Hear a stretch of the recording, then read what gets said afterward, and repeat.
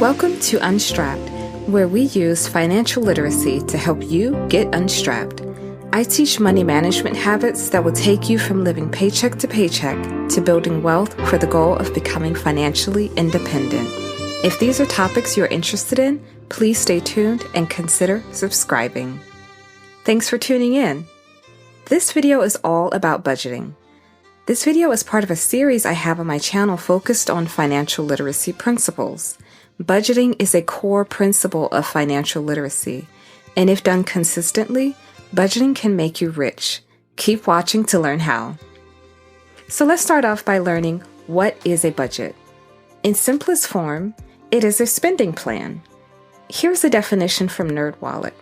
A budget is a spending plan based on income and expenses. In other words, it's an estimate of how much money you'll make and spend over a certain period of time. A budget is a tool that you use to plan out how you will spend your weekly or monthly income. For example, if you bring in $3,000 of monthly income, your budget will be a plan for how to spend that $3,000 that month. Now, have you ever checked your bank account at the end of the month and asked, where did all my money go? Are you constantly being charged overdraft fees because you can't keep track of your spending? If this is true about you, know that you are not alone. According to a survey conducted by Schwab, only 1/3 of Americans have a budget. 42% of those who were surveyed who did not budget said their number one reason for not having a written budget was they didn't think they made enough money to even need a budget. And others said budgeting was too hard. Can you relate to these responses? Well, I see two major flaws with these responses. First, there isn't an income bracket you must reach before you can begin budgeting. You can make a budget for any amount of money, and in fact, you should. Second, you think budgeting is hard because when you tried it, you weren't fully convinced of the benefits of budgeting, and you gave up before you had the chance to make progress. So, other common objections to having a budget is 1. Feeling deprived of wants or desires. 2. Not wanting to feel restricted or to be told what to do with your money. And 3. Lack of spontaneity in your life. All of these are common objections to having a budget. Are any of these reasons you don't budget? If so, allow me to refresh your understanding of a budget. A budget, just like any other plan, does not restrict you. It brings freedom. When you have a plan, you have clear goals and objectives. This allows you to be more efficient and productive. The same is true for a budget. With a budget, you will have clarity on how much money you have and where it is going. This will allow you to get out of debt faster, save more money, and reach your financial goals. Your budget is your money plan, and it will keep you from making impulsive financial decisions and also help you lower your financial stress. You will begin to control your money and not let your money control you. But how do I get started budgeting, you may ask? Well, number 1, you start by tracking your expenses for at least 30 days. Write down every time you spend money, whether in cash or with a card. Or to make the process quicker, you can print out your bank statements for the last 3 months. Then organize each expense in various categories, such as mortgage or rent, utilities, auto, groceries, entertainment, and miscellaneous. This will help you get familiar with your spending habits.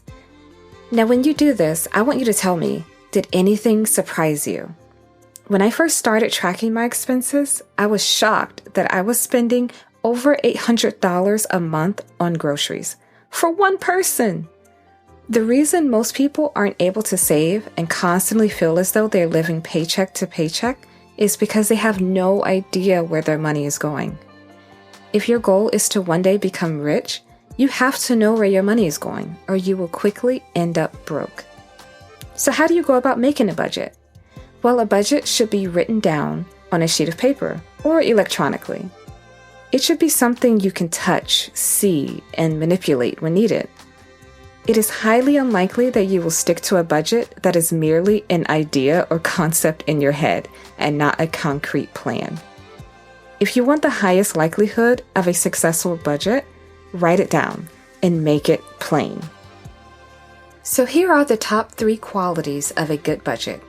1. It's realistic, meaning you plan your budget around your actual income and expected expenses. 2.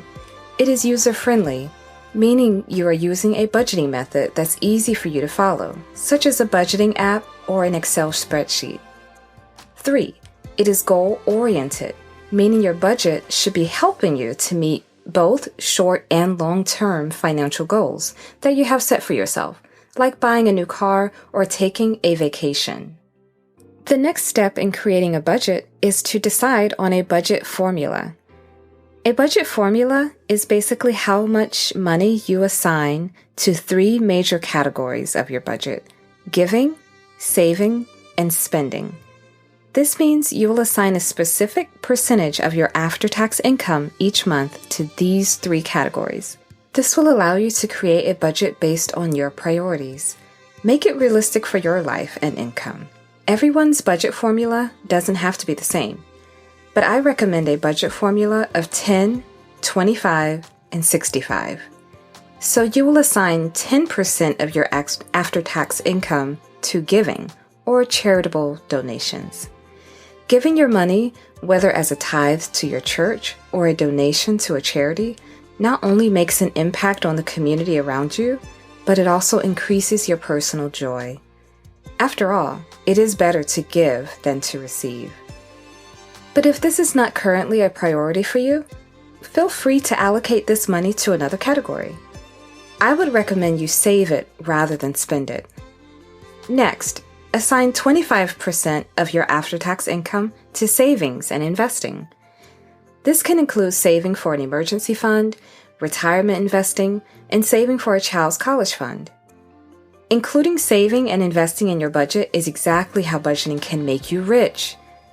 Even if you're only able to save $100 a month, with compound interest, that can grow exponentially over time. Lastly, assign 65% to spending. This will include all necessities of life, such as housing, transportation, food, utilities, loan payments, childcare expenses, and insurance. This will also include your wants, such as a gym membership, eating out, entertainment, shopping, and traveling. If you have outstanding debt, I would recommend cutting out as many of your wants as possible to allow for extra debt payments.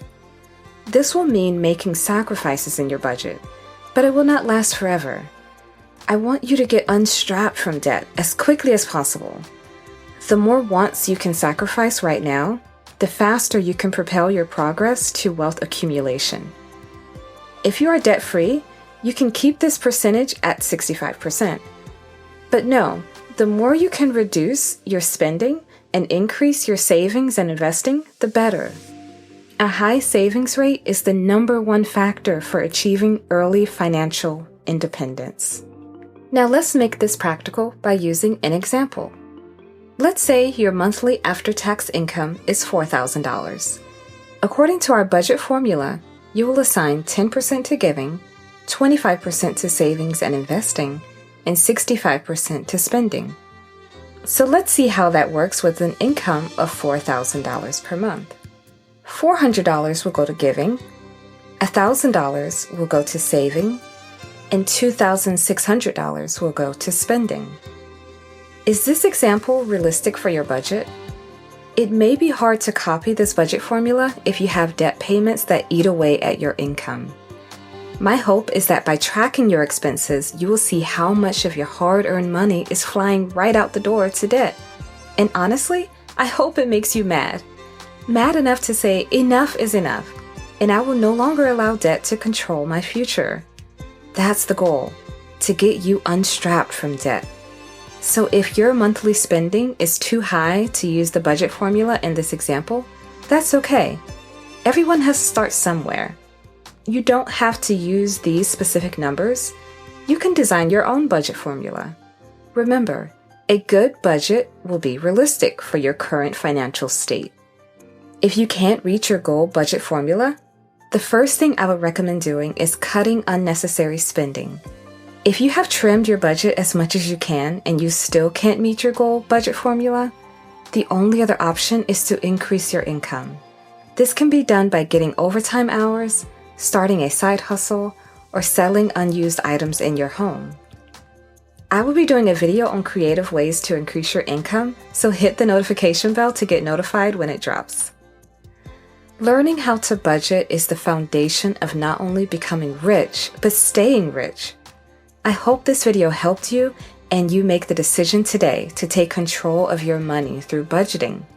If you get stuck or have any questions, please DM me or leave a question in the comments. And if you got value from this video, please give this video a like and consider subscribing. I'll see you in my next video. Bye for now.